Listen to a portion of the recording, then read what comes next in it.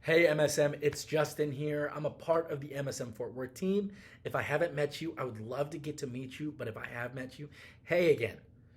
Ladies and gentlemen, I hope y'all are having a great time at small group, at home group. Hey, two rules, right? I need two things from you right now.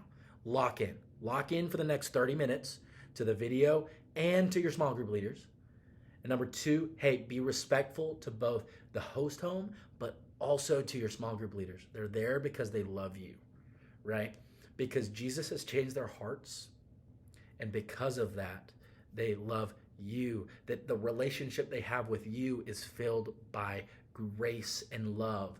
The grace and love that Jesus has given to us. So that's a great segue into our big idea. Our big idea is that our relationship with God is defined by grace, right? So our relationship with others should display God's grace.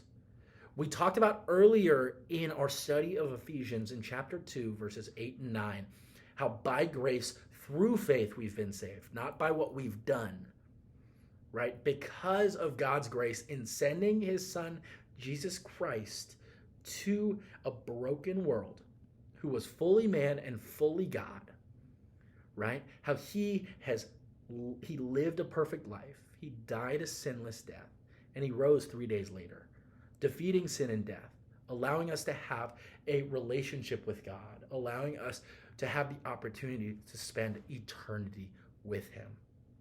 So through that grace, it should define our relationships and how we treat others, right? We see here in the first section of chapter 5, verses 15 through 21, right? Paul is telling us, hey, do not walk as unwise or foolish, but walk as wise, right? Address one another in psalms and hymns and spiritual songs, right? Giving thanks always and for everything to God the Father in the name of our Lord Jesus Christ, right? The gospel, Jesus allows us to walk in wisdom, that our words should reflect God's truth. We should practice faithfulness, but also our words towards others should be loving and full of grace because of what God has done for us in sending his son, Jesus. All right, and the next point we're going to cover, guys, hey, I don't think any of you MSM students are going to have a wife or a husband.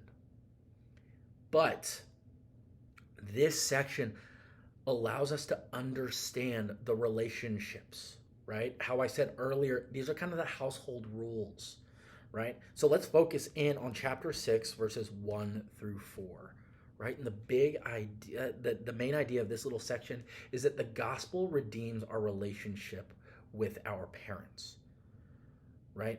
I'm going to tell y'all, your parents don't always get it right, but that's okay. Our respect for them is not because of them getting it right or treating us the way that we want.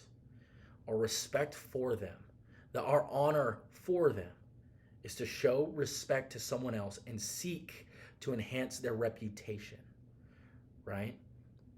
There is both a blessing and a growth that happens when we honor our parents.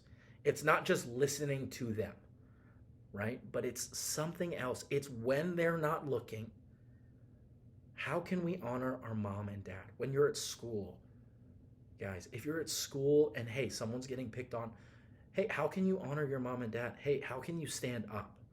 How can you live like Jesus in that? Guys, it's going to be an awesome study for y'all to dive into. Okay, what does your relationship with your parents look like? And how can you honor them? But also, what do your relationships with your friends and your teachers and your coaches look like? And how can you honor them and honor the Lord? Out of all of this, we want to honor Jesus because of what he has done for us, right? Because we've placed our faith in him and he's shown us grace and mercy and love. We want to honor him by showing that same grace, mercy, and love to others. So ladies and gentlemen, I hope y'all are having a great time. I hope this video is helpful. And hey, have an awesome time at small group and home group. Ladies and gentlemen, have a good one, okay? Bye.